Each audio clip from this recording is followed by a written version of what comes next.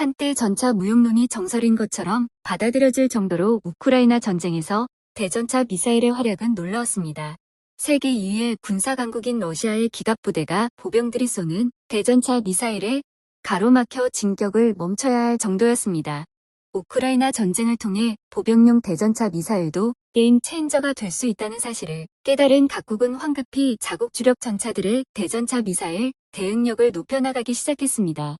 이 때문에 한국 전차를 도입한 폴란드에서도 한국 전차가 대전차 미사일에 대해 충분한 대응 능력을 갖추고 있는지 의문과 우려를 표하기도 했습니다. 더군다나 한국군 내부 자료를 통해 K2 전차의 장갑이 북한의 불세오 대전차 미사일에 뚫릴 수 있다는 사실이 공개되며 폴란드 언론들이 일제히 한국의 K2 전차를 향해 우려를 나타내기 시작했습니다. 러시아제 대전차 미사일 코넷의 카피판으로 여겨지는 불세오는 그 성능이 코넷과 동일하다고 가정하면 무려 1000에서 1400mm의 관통력을 가지고 있을 것으로 예상됩니다. 물론 북한에서 제작되었기 때문에 이에 훨씬 못 미치는 관통력을 가지고 있을 것으로 예상되고 있습니다. 그러나 전면 기본 방어력이 800에서 850mm 정도라는 K2 전차를 위협하기에 충분할 것으로 예상되고 있습니다. 하지만 이러한 사실을 한국과 폴란드 국방부에서는 알고 있었습니다. 그래서 이미 무기 수출 계약 단계에서부터 폴란드에서 생산되는 K2PL은 장갑을 대폭 강화하고 대전차 미사일에 대응하기 위해 이스라엘제 트로피 능동 방어 시스템을 장착하기로 계획되어 있었습니다. 또한 K2 전차의 전면 방어력은 한국에서 직접 K2의 전면에 120mm의 K276 날개 안정 분리 철갑탄을 발사하여 끄떡도 없다는 사실을 증명해 냈었습니다. 하지만 측면 장갑이 비교적 얇아 동급 세대의 주력 전차들에 비해 뒤떨어진다는 주장은 국방부에서도 인정하였고 추후 장갑을 추가하겠다고 밝혔었습니다. 게다가 측면 장갑의 방어력이 뒤떨어진다는 것도 에이브람스 M1과 같은 60톤급 전차에 비해 떨어진다는 것이지 3.5세대 전차 수준의 방어력은 충분히 갖추고 있습니다. 또한 한국군에서 운용하는 K2 전차는 국내에서 개발한 능동 방어 시스템 KAPS를 개량 장착하여 전차의 생존 능력을 3배까지 늘릴 계획이라고 합니다.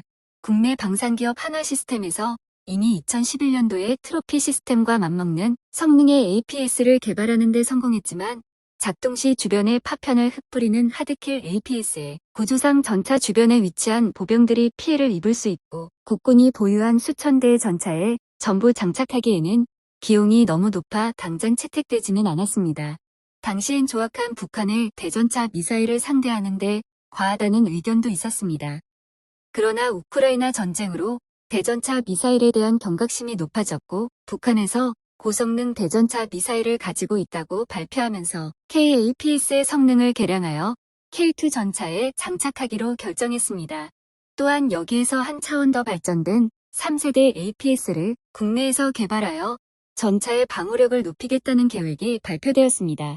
지난 3일 한화시스템의 국방기술진흥연구소와 손을 잡고 360억 규모의 차세대 보병 전투 차량, 다중 위협체 대응 지능형 능동방어 기술 과제 계약을 체결했다고 발표했습니다. 한화시스템은 복합형 능동 방어 기술과 지상용 지향성 방해 기술을 개발하여 다중 위협체에 대응 가능한 지능형 APS를 개발할 계획으로 2011년에 개발했던 KAPS를 개량하고 발전시키는 것과 동시에 새로운 APS를 개발할 계획을 공개했습니다. 한화에서 새롭게 개발하는 APS는 지난해 개발을 완료한 항공기용 첨단 방어 시스템 DIRCM의 지상용이라고 볼 수 있습니다.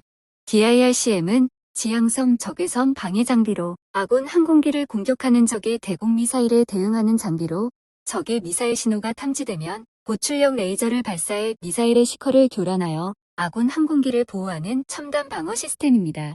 쉽게 설명하면 날아오는 미사일의 눈에 강력한 레이저를 발사해 목표물을 못 찾게 만드는 것입니다.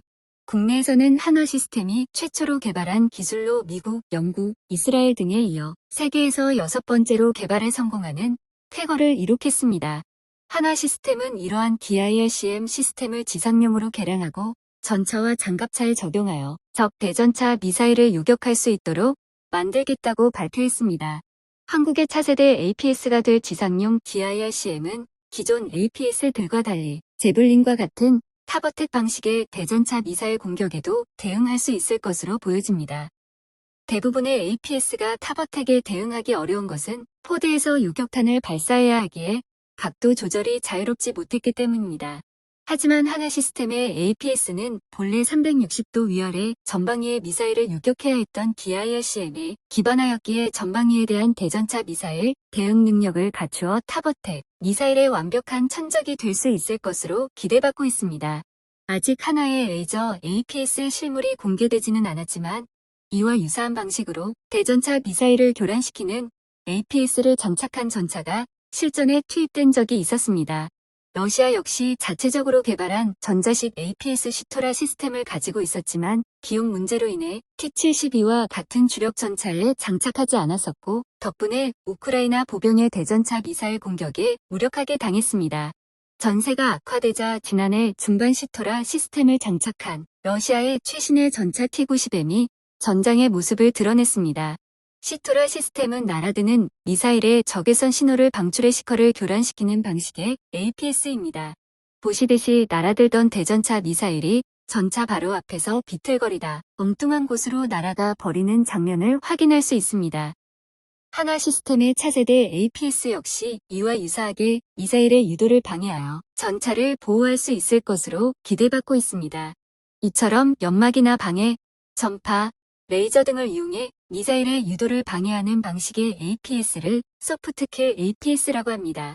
소프트킬 APS는 이스라엘의 트로피 시스템이나 KAPS처럼 파편을 통해 대전차 미사일을 유격하는 하드킬 APS에 비해 여러 가지 장점을 가지고 있습니다. 우선 유격 시 파편이 발생하지 않기 때문에 전차 주변의 보병에게도 피해가 발생할 확률이 매우 낮습니다. 또한 하드킬 APS와는 다르게 탄을 발사하는 게 아닌 레이저를 쏘는 방식이라 횟수 제한도 없고 비용 부담도 훨씬 덜합니다. 미국에서는 날탄까지 막을 수 있다는 뛰어난 성능의 APS를 개발했었지만 지나치게 높은 비용으로 인해 도입이 무산됐었던 것을 고려한다면 비용 문제에서 자유롭다는 것은 강력한 장점입니다. 물론 소프트킬 APS는 교란할 시커가 없는 무유도 로켓에 대응할 수 없다는 한계를 가지고 있습니다. 하지만 우리 군은 단순히 하나의 APS를 다는 것이 아닌 하드킬과 소프트킬의 두 방식 모델을 통합한 APS를 적용하여 모든 상황에 대처하는 방어 시스템을 갖추는 것을 목표로 하고 있습니다. 이를 위해 하나 시스템에서는 전장의 정보를 인공지능 AI가 자동으로 분석해 위협체에 적합한 대응 체계를 자동으로 판단하는 기술을 함께 개발할 예정입니다. 즉, 공격체의 종류가 대전차 미사일인지 무유도 로켓인지 날탄인지를 자동으로 분석하여 적절한 대응 수단을 선택해서 대응하는 것입니다. 이러한 기술을 통해 전장에서의 전투 지속 능력을 크게 향상시키며 생존성을 보장해 줄 수 있을 거라 기대받고 있습니다.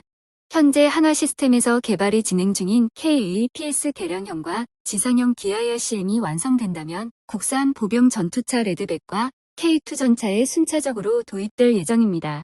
APS가 있고 없고의 전차 생존성은 최대 3배까지 차이가 난다고 합니다. 그만큼 현대 기갑 차량에 있어 필수 장비로 여겨지고 있고 우리 전차와 장갑차를 수출할 때도 중요한 장점으로 방산 수출의 증가에 큰 기여를 할 것으로 예상하고 있습니다.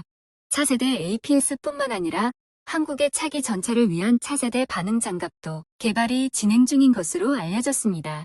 K3 전차를 위해 개발 중인 전기 반응 장갑은 장갑에 강력한 전류를 흘려서 전자기력을 통해 포탄의 운동 에너지를 빼앗아 속력과 관통력을 떨어뜨리거나 포탄을 증발시키는 방식의 방어 시스템입니다.